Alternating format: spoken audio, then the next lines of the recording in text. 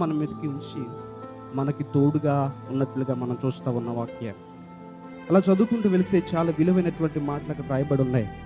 24వ చరణాన్ని చూస్తే, నా విశ్వాసత, నా కృప అతనికి తోడై ఉండును. ఈరోజు మనం కాపాడబడుతున్నాం, ఈరోజు మనం ఆరోగ్యంగా ఉంటున్నాం, ఈరోజు మన పనులను మనం చేసుకుంటున్నాం, ఈరోజు మన వ్యాపారాలు మనం చేసుకుంటున్నాం, ఈరోజు మన ఉద్యోగాలు మనం చేసుకుంటున్నాం, మన పిల్లల్ని మనం పోషించుకుంటున్నాం, మన యొక్క దిన ప్రక్రియనంతా చక్కగా చేస్తూ ఉన్నాం అంటే అది కేవలము దేవుని యొక్క విశ్వాస్యత, దేవుని యొక్క కృప అని మరొకసారి దేవుని సేవకునిగా గుర్తు చేస్తూ ఉన్నాం. దేవుని కృప లేకపోతే ఏ ఒక్కరు కూడా ఈ భూమి మీద బ్రతికే హక్కు కానీ అర్హత కానీ ఏ ఒక్క నరుడికి లేదని మరొకసారి గట్టిగా తెలియజేస్తూ ఉన్నాం.